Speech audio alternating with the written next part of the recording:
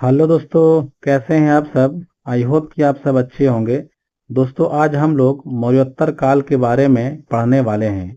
इससे पहले हम लोग मौर्य साम्राज्य के बारे में समझ चुके थे। तो इसमें हम लोग 45 क्वेश्चन आंसर करेंगे दोस्तों, जो कि एग्जाम की दृष्टि से बहुत ही महत्वपूर्ण है। तो आपको बता दें कि अगर आप ये क्वेश्चन को ध्यान से देख लेंगे तो काफी सारे सवाल आपको इसी में से मिल जाएंगे।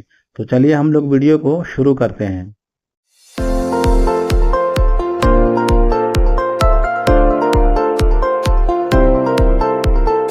सबसे पहला क्वेश्चन है, शुंग वंश के संस्थापक कौन थे। राइट आंसर है पुष्यमित्र शुंग। दोस्तों, आपको बता दें कि मौर्य वंश के सबसे अंतिम राजा होते हैं बृहद्रथ। बृहद्रथ का सेनापति होता है पुष्यमित्र शुंग। पुष्यमित्र शुंग द्वारा बृहद्रथ की हत्या कर दी जाती है और उसके बाद मौर्य वंश के पतन के बाद शुंग वंश की स्थापना की जाती है। अगला सवाल है, भारत पर सबसे पहले आक्रमण किसने किया। राइट आंसर है डेमेट्रियस। डेमेट्रियस यूनान के एक राजा होते हैं, वही भारत पर आते हैं और आक्रमण करके यहाँ पे राज करने लगते हैं। अगला सवाल है, कुषाण वंश के सबसे प्रतापी शासक कौन थे। राइट आंसर है कनिष्क। अगला सवाल है, मिलिंद पन्ह किसने लिखा। राइट आंसर है नागसेन। बैक्टीरिया के राजा मिलिंद और बौद्ध भिक्षु नागसेन के द्वारा सवाल जवाब होता है। उसी का एक सार संग्रह है मिलिंद पन्ह, जो कि नागसेन के द्वारा लिखा जाता है। अगला सवाल है, हाथी गुम्फा अभिलेख किसने बनवाया था। राइट आंसर है खारवेल, जो कि उड़ीसा में लिखवाया गया था। अगला सवाल है, कण्व वंश के संस्थापक कौन थे। राइट आंसर है वासुदेव कण्व। अगला सवाल है, भारत में सबसे पहले सोने के सिक्के किसने चलाए। राइट आंसर है हिंद यमन। हिंद यमन के द्वारा सबसे पहले भारत पर अटैक किया जाता है और इन्हीं लोग सबसे पहले सोने के सिक्के चलाते हैं। अगला सवाल है, कनिष्क का राजवैद्य कौन था। राइट आंसर है चरक।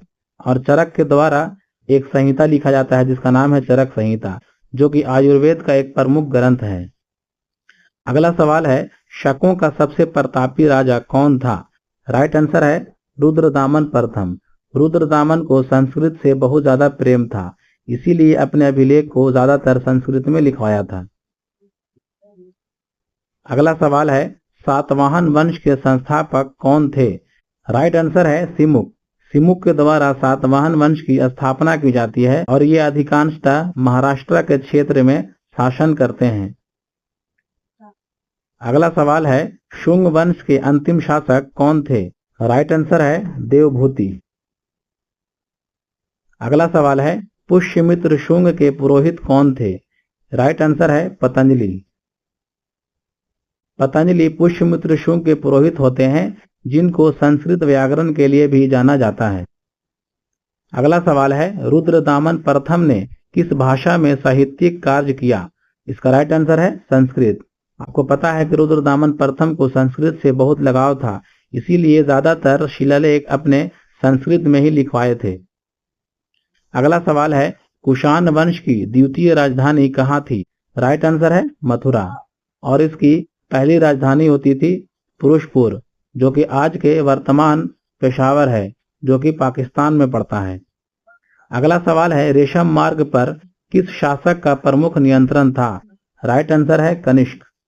कनिष्क के द्वारा रेशम मार्ग पर नियंत्रण किया जाता है, जो कि एशिया और यूरोप के बीच व्यापार का प्रमुख मार्ग था। अगला सवाल है, शकों के प्रतापी शासक किस नाम से जाने जाते थे। इसका राइट आंसर है क्षत्रप, यानी शकों के प्रतापी शासक को क्षत्रप कहा जाता था। अगला सवाल है, खारवेल किस धर्म का अनुयायी था। राइट आंसर है जैन धर्म। अगला सवाल है, शकों की कितनी शाखाएं थी। इसका राइट आंसर है 5। दोस्तों, आपको बता दें कि भारत में जब शक लोग आए थे तो यहाँ पर आने के बाद शक 5 शाखाओं में बंट जाते हैं। अगला सवाल है, कनिष्क किस बौद्ध संप्रदाय का अनुयायी था। इसका राइट आंसर है महायान। कनिष्क के द्वारा चौथी बौद्ध संगीति का आयोजन किया जाता है। इसी में बौद्ध धर्म 2 संप्रदाय में बंट जाता है। पहला होता है हीनयान और दूसरा होता है महायान। अगला सवाल है, कुषाणों द्वारा जारी किए गए सोने के सिक्के किस प्रकार के थे? राइट आंसर है अत्यंत शुद्ध। यहाँ पे दोस्तों ध्यान रखेंगे कि सबसे पहले सोने के सिक्के हिंद यमन के द्वारा चलाया जाता है, लेकिन अगर सवाल पूछा जाए कि अत्यंत शुद्ध के सिक्के किसने चलाए थे, तो वह चलाए थे कुषाणों ने। तो इन दोनों पॉइंट को आप ध्यान में रखेंगे। अगला सवाल है, मौर्य वंश के अंतिम शासक कौन थे? राइट आंसर है बृहद्रथ। अगला सवाल है, कण्व वंश का संस्थापक कौन था? राइट आंसर है वासुदेव कण्व। अगला सवाल है, भारत में सबसे अधिक शुद्ध सोने के सिक्के किस वंश ने जारी किए? राइट आंसर है कुषाण। अगला सवाल है, कनिष्क का राजवैद्य कौन था? राइट आंसर है चरक। अगला सवाल है, हिंद यवनों का सबसे प्रतापी राजा कौन था? राइट आंसर है डेमेट्रियस। डिमिट्रियस हिंद यवन का एक प्रमुख शासक होता है जिसने भारत पर सबसे पहले आक्रमण किया था। अगला सवाल है, मिलिंद पन्हों में बौद्ध धर्म से संबंधित प्रश्न उत्तर किसके द्वारा दिए गए हैं? इसका राइट आंसर है नागसेन। आपको बता दें कि हिंद यवन के राजा होते हैं मिलिंद, उन्हीं के द्वारा सवाल किया जाता है और बौद्ध धर्म के भिक्षु नागसेन के द्वारा उनका उत्तर दिया जाता है। उसी का एक सार संग्रह है मिलिंद पन्हो, जो कि नागसेन के द्वारा लिखा जाता है। अगला सवाल है, शकों का सबसे प्रतापी शासक कौन था? राइट आंसर है रुद्रदामन प्रथम। अगला सवाल है, खारवेल ने हाथी गुम्फा अभिलेख कहाँ स्थापित किया? राइट आंसर है उड़ीसा। उड़ीसा का ही पहले नाम था कलिंग। तो इन दोनों पॉइंट को आप ध्यान में रखेंगे। अगला सवाल है, सातवाहनों ने किस प्रथा की शुरुआत की थी? इसका राइट आंसर है भूमि अनुदान की प्रथा। अगला सवाल है, सातवाहनों द्वारा ब्राह्मणों को दी गई भूमि को क्या कहा जाता था? राइट आंसर है ब्रह्मदेव। अगला सवाल है, सातवाहनों की राजधानी कहाँ थी? राइट आंसर है प्रतिष्ठान, जो कि आज के महाराष्ट्र में पड़ता है, जिसका नाम पैठन है। अगला सवाल है, भूमि अनुदान की प्रथा किस वंश के शासनकाल में शुरू हुई थी? राइट आंसर है सातवाहन। अगला सवाल है, शुंग वंश के किस शासक ने विदिशा के समीप महत्वपूर्ण स्तूपों का निर्माण कराया? राइट आंसर है पुष्यमित्र शुंग। अगला सवाल है, हाथी गुम्फा अभिलेख किस राजा से संबंधित है? राइट आंसर है खारवेल। अगला सवाल है, मिलिंद पन्हो किसके बीच संवाद का एक संग्रह है? इसका राइट आंसर है मिलिंद, जिनका नाम मिनांडर भी है, और नागसेन, जो कि बौद्ध भिक्षु हैं। तो इन्हीं दोनों के बीच सवाल जवाब होता है, जिसका सार संग्रह है मिलिंद पन्हो। अगला सवाल है, रुद्रदामन प्रथम का शासन किस क्षेत्र में था? इसका राइट आंसर है गुजरात। अगला सवाल है, कुषाण शासक कनिष्क ने किस धार्मिक सभा का आयोजन किया था? इसका राइट आंसर है चौथी बौद्ध संगीति।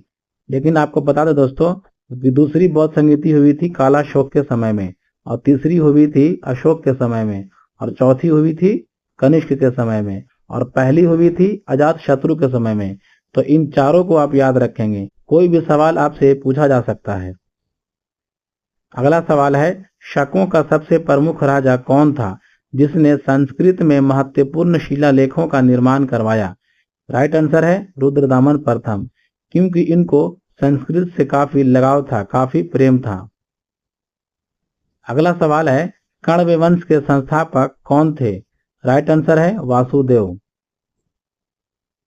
अगला सवाल है, रुद्रदामन प्रथम ने किस झील का पुनर्निर्माण करवाया था? राइट आंसर है सुदर्शन झील। दोस्तों आपको बता दें कि यह सवाल काफी बार एग्जाम में पूछा जाता है, इसलिए आपको इसको ध्यान में रखना होगा। अगला सवाल है, चौथी बौद्ध संगीति के बाद किस संप्रदाय का उदय हुआ? राइट आंसर है महायान। इसी बौद्ध संगीति में बौद्ध धर्म हीनयान और महायान में बट गए थे। अगला सवाल है, इंडो ग्रीक राजा मिनांडर को भारतीय ग्रंथों में किस नाम से जाना जाता है? राइट आंसर है मिलिंद।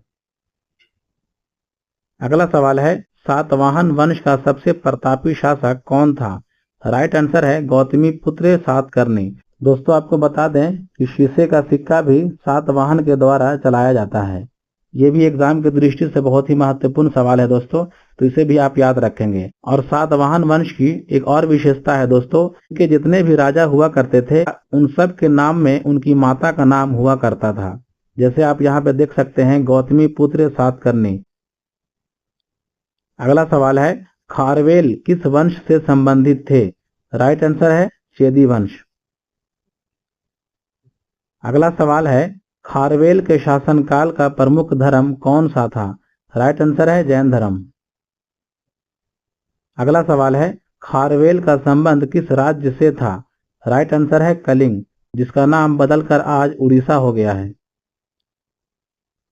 और आज का अंतिम सवाल, कनिष्क के समय आयोजित बौद्ध संगीति किस स्थान पर हुई थी? इस सवाल का जवाब आपको कमेंट में देना है दोस्तों। और आज के लिए बस इतना ही। मिलते हैं हम लोग फिर अगले वीडियो में कुछ नए टॉपिक को लेकर।